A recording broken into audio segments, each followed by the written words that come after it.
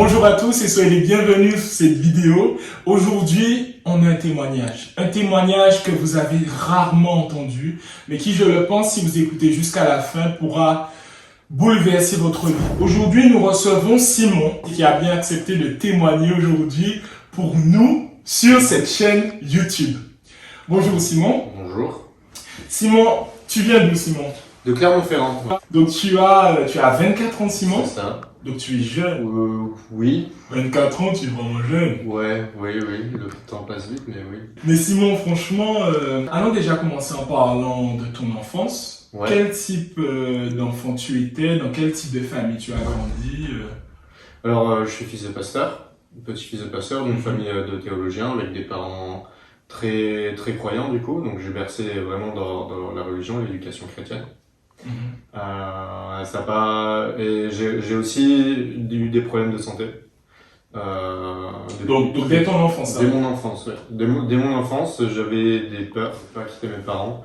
J'avais toutes les nuits, j'avais super peur. Et ouais, j'étais un peu, j'avais peur tout le temps. Et Tu avais peur de quoi, Simon? aucune idée. Ça changeait. En fait, mon cerveau, il avait peur, il savait pas de quoi. Du coup, il a mis des choses dessus. Genre, c'était les dinosaures à un moment quand j'étais petit. Qu'est-ce que cette peur a engendré chez toi, justement? Le fait d'avoir peur la nuit, même la journée, cette peur de tout, cette peur de rien? Eh ben, ça a causé déjà une chose, c'est qu'à 8 ans, par là, un jour j'ai fait une prière, peut-être ma première prière solennelle que j'ai fait à Dieu, c'était le soir, et j'étais terrifié, et j'ai demandé à Dieu, fais que ce soit le matin. Puis là, je vois ma mère qui vient pour me réveiller, je comprends pas, et c'était un moment assez fort déjà, parce que, enfin, c'était surnaturel, mais c'était aussi, je voyais qu'il y avait quelqu'un qui prenait soin de moi. Genre, là, je me suis rendu compte qu'il y avait une présence qui était avec moi. Et Tu avais 8 ans. Environ, ouais. Donc tu as prié Dieu et tu as vu que Dieu a répondu à ta prière. Ouais. Que Dieu a répondu à ma prière. Donc si depuis enfant tu étais déjà proche de Dieu, est-ce que dans ton adolescence ça a duré le fait que tu sois proche de Dieu? Non, pas du tout. Ça a été vers quand à peu près? Je pense vers mes 12-13 ans, quand je commençais à avoir des dépressions. Et ça a amené à quoi? Ça a amené à plusieurs événements qui m'ont fait remettre en question l'existence de Dieu et Comme quoi par exemple? Donne des exemples. Par exemple, un jour j'étais à un camp chrétien et j'avais des traces de mutilation sur le bras parce que j'étais pas bien. Quelqu'un t'avait agressé? Non, c'est moi qui m'étais mutilé. Ah, tu t'étais auto-mutilé? C'était de l'automutilation, c'était parce que je souffrais beaucoup et il y a une chrétienne qui vient me voir et me fait mais tu peux pas être chrétien à faire ça. Et comment tu l'interprétais le fait? Moi je me suis dit ouais t'as raison, Dieu il peut pas être avec moi et que je souffre autant. Wow. Et ça c'était un événement particulier parce que énormément je me reconnaissais pas dans les autres jeunes chrétiens où on les poussait à toujours la gloire de Dieu, Dieu il donne la joie et tout le monde est heureux, alors que moi je voulais être comme eux, mais au fond de moi, je voyais que c'était pas ça. Ça venait pas, quoi. Ça venait pas. Du coup, à partir de là, ça a été un peu une descente. J'ai commencé à descendre dans la magie. Donc en fait, pour toi, tu étais chrétien. Tu étais un camp de jeunes chrétiens où des gens ont vu que tu étais mutilé. Ouais. Et de là, une femme t'a dit, tu peux pas être chrétien et te mutiler. Ouais. De là, ça t'a permis de te rendre compte, au final, en fait, je suis pas chrétien. Oui. Et c'est quand cette femme t'a dit ça, en fait, là, ça a vraiment fait ta descente aux enfers, quoi. Parce que t'a permis de réaliser qu'en fait, tu ne l'étais pas. Malgré que t'avais la foi en Jésus, quoi. C'est quand même... C'est pas qu'elle me l'a réalisé, c'est qu'elle m'a l'a remis en doute. Et en fait, ce qui m'a remis en doute, c'est pas l'existence de Dieu, parce que j'ai toujours cru. Ce qui m'a remis en doute, c'était le fait que Dieu soit bon et veuille mon bonheur. Ah, c'est ça que tu as Et parce que moi, je n'avais pas de raison de souffrir. Et pourtant je souffrais et c'est quelque chose qui était en contradiction avec ce qu'on m'enseignait. Ah ouais. C'est quelque chose qui était en contradiction avec ce qu'on m'enseignait. Mais ce qu'elle t'a dit, ça t'a fait du bien ou ça a quand même été ton désavantage? Ça a été totalement un désavantage. Ce qu'elle m'a dit, ça m'a vraiment mis devant, en me disant un chrétien peut pas souffrir. Un chrétien peut pas ça et dans ce cas non, je suis pas chrétien parce que moi je souffre. Et quand tu t'es dit ça, bon, je suis pas chrétien parce que moi je souffre, tu as parlé tout à l'heure là, donc tu as commencé à faire de la magie, c'est ça? Oui, enfin, traîner un peu dans l'ésotérisme, la magie, mais ça c'était pour chercher un peu d'aide, parce que j'avais toujours soif de Dieu, j'avais soif d'une aide, d'une aide spirituelle, et du coup je le cherchais dans d'autres choses. Alors oui, il y a la magie, plusieurs styles de magie, hein, mais Mais ça ne te comblait pas en fait, hein? non, ça me comblait pas, ça me faisait peur. Qu'est-ce qui te faisait peur dans ce type de magie? Les phénomènes qui se produisaient, mais j'ai eu des phénomènes paranormaux qui m'ont fait très peur, et malgré ça, la seule chose qui m'aidait à dormir, c'est avoir la lumière allumée et la Bible ouverte à côté de mon lit. Wow. C'est ce qui m'aidait à dormir. Après, je suis tombé un peu dans le scepticisme, le scientisme. Genre, quand je suis arrivé au lycée, où je commençais à m'intéresser à la science, je suis devenu un peu sceptique, à tout remettre en cause. Y compris l'existence de Dieu. Oui. Wow. Oui. Parce que tout à l'heure là, tu nous as dit que tu ne doutais pas vraiment de l'existence de Dieu, tu doutais plus de son amour et du fait qu'il veuille ton bonheur. C'était plus de ça que tu doutais. Mais là, ça a causé que tu as commencé à même douter de l'existence même de Dieu. Oui, c'est ça. Mais du coup, malgré ça, je voulais donner une bonne image à mon père de quelqu'un qui croit. Parce que ton père est pasteur, tu nous as dit. Oui, c'est quelqu'un que j'ai haut en estime, et c'est quelqu'un que je voulais sa reconnaissance. Mais est-ce qu'il a su que tu étais dans la magie? Je lui ai dit, mais 10 ans plus tard. 10 ans plus tard. Je sais pas si c'est 10 ans, mais en tout cas, il y a à peine un an. Donc, Et qu'est-ce qui a amené justement ta libération, Simon? Le fait que tu quittes la magie, l'occultisme, tout ce genre de choses. Eh ben, c'est marrant parce que c'était un camp, un peu le même où il y avait la dame qui m'avait dit que tu n'étais pas chrétien. Que je n'étais pas chrétien. J'y allais quand même pour faire plaisir à mes parents, mais je ressentais une présence, je ressentais un truc qui était fort. Et je me disais non, mais c'est l'effet de groupe, c'est tout ça. Mais je me suis dit, mais même si c'est l'effet de groupe, enfin, je veux vivre ça. Il y a un truc qui résonnait en moi, c'était la brebis reconnaît la voix de son berger. Là, je pense avoir reconnu ce que c'était réellement la voix de Dieu. Et du coup, j'ai prié avec plusieurs personnes, et c'était la première fois où je priais vraiment avec quelqu'un, où je disais, mais Dieu, dans ma vie, c'est réellement le brouillard. Dans ma vie, c'est le brouillard constant, et j'aimerais que tu enlèves ces nuages. Je vois le rayon de soleil qui s'échappe dans ces moments-là, et j'aimerais que tu éclaires tout ça.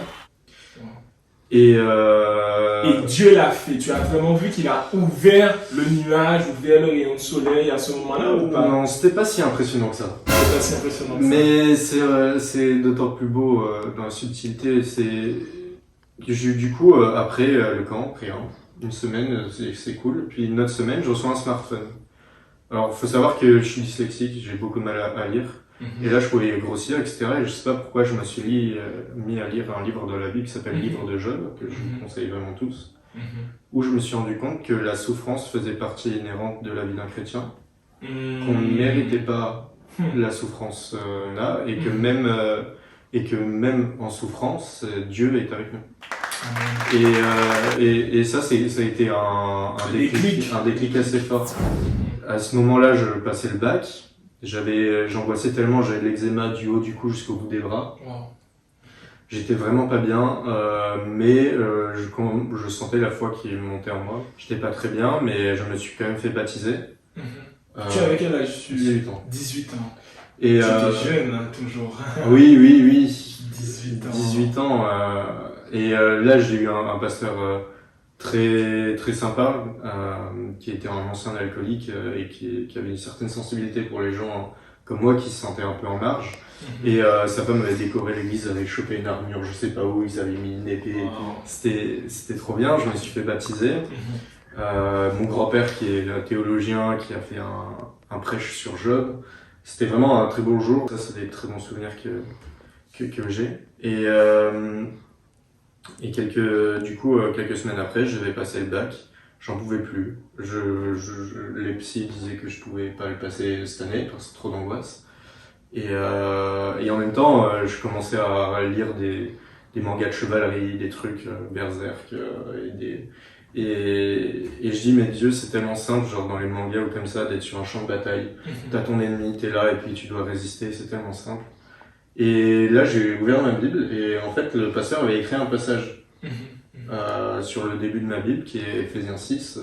Endosse l'armure de Dieu et tu résisteras aux intempéries, aux mauvais jours et tu tiendras jusqu'au bout. Amen. Donc ça t'a vraiment parlé. Ah oui, là je me suis dit, bah ouais, je suis un warrior. je vais y aller.